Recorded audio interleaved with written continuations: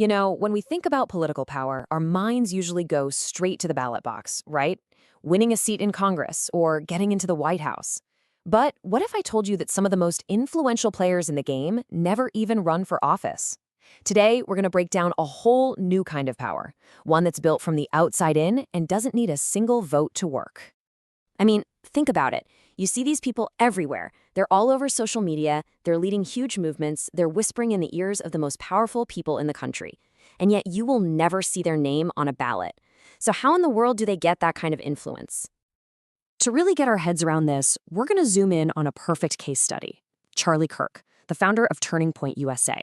He's one of the most prominent conservative voices out there. And honestly, his journey is basically a blueprint for this new way of building power. See, Kirk's power isn't about what happens inside the Capitol building. It's not about writing laws or holding some formal government job.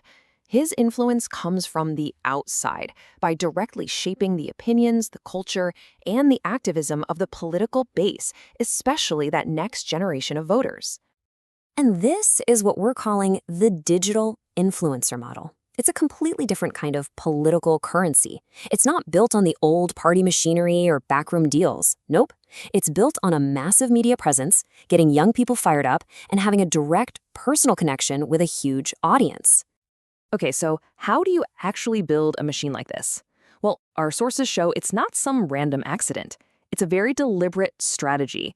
And it really breaks down into 3 core pillars that all work together to create this new kind of influence. It's a 3-step process, really. First, you mobilize the youth. Then, you use that base to dominate the media landscape. And finally, you leverage that huge platform to align yourself with the existing political power structure. Let's break down each one. To really get a sense of the scale of that first pillar, you just have to look at this number. We're talking about Turning Point USA having chapters on over 3,000 college and high school campuses. This isn't some small club. It's a massive nationwide network. And, you know, this whole thing started super humbly, literally in a garage back in 2012, with a laser focus on college students. The method was often pretty confrontational. They'd set up events like a Prove Me Wrong table, which were basically designed to create debate and, more importantly, create viral clips for social media. And that constant stream of content is what fueled the donations and the explosive growth. So that youth mobilization gave him a built-in audience. And that brings us to pillar 2, media dominance, which gave him a megaphone. There's really popular podcasts, these huge conferences like America Fest, and just a constant focus on hot-button culture war topics. He built a media empire that keeps his movement right in the spotlight. But look, having a movement and a media platform, that's one thing. To get real influence, you need access. And that brings us to the 3rd and final pillar, political alignment. This is the crucial step where the outside movement connects with inside power. For Kirk, the path to that access was crystal clear. He became an early and very loud supporter of Donald Trump, which aligned his whole movement with the new center of gravity in the Republican Party. That move earned him a key role in the Students for Trump campaign and, critically, gave him that insider access to advise on hires and help shape the party's agenda. Okay, so we've seen the playbook, but how does this digital influencer model actually stack up against the old-school power brokers of the past? Well, the shift is pretty fundamental. I mean, just look at the difference here.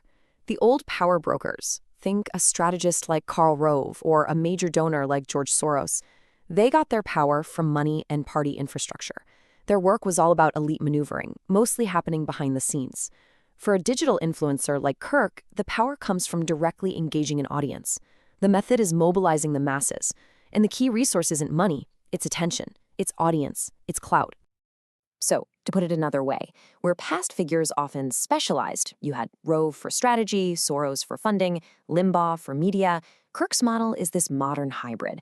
He kind of rolled all 3 of those tools into one big integrated machine and pointed it directly at the future of the electorate, young voters.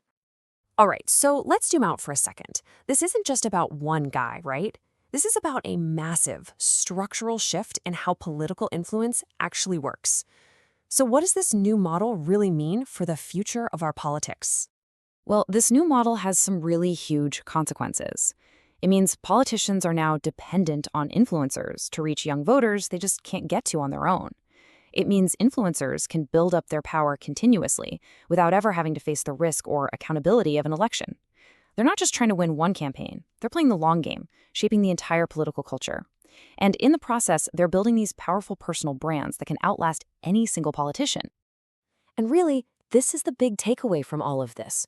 We are watching a fundamental redefinition of political power happen in real time.